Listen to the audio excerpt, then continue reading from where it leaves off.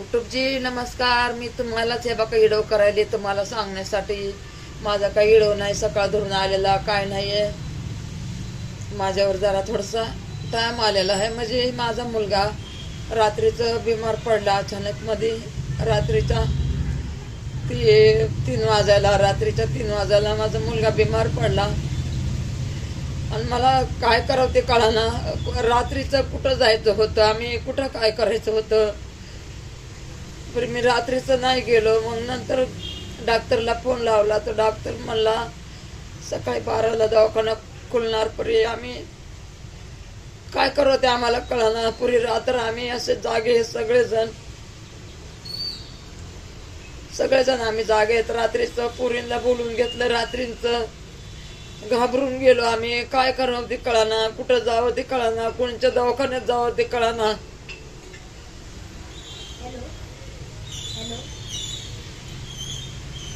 माफ कर मला.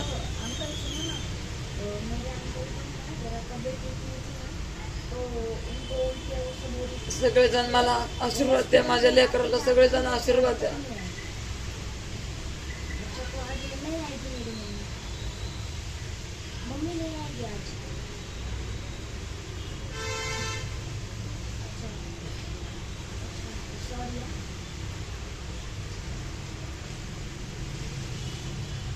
कसं करावं, काय करावं.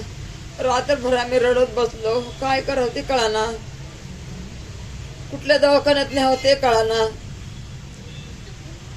कशी तरी रात्र बघा डोळ्यावर कातडा ठेवून रात्र काढली. आता दवाखान्यात गेलेच सगळेजण. मी घरी आहे. मी म्हणलं होतं मला मी इडो नाही टाकलेला, काय नाही टाकलेलं. मी म्हणलं आपल्या युट्यूबला कळायला पाहिजे ना की इडो का नाही माझा आला. म्हणून मी इडो करायला लागले की तुम्हाला पण कळावा, आपल्या माता बहिणीला पण कळावा. आपल्या ताईंचा मुलाची तब्येत बिघडली. सगळेजण आशीर्वाद द्या माझ्या लेकराला. सगळेजण आशीर्वाद द्या.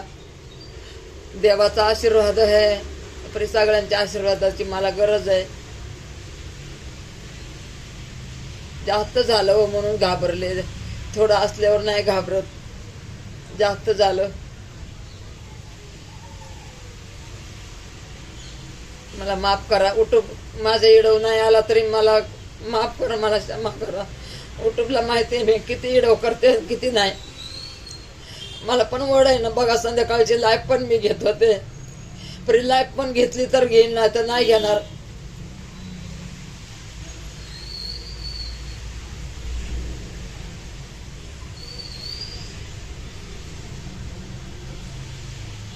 जो बी माझा व्हिडिओ बघन आशीर्वाद द्या.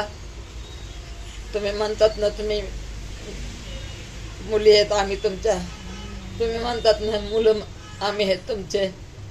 मग तुमच्या भावासाठी आशीर्वाद द्या. तुमच्या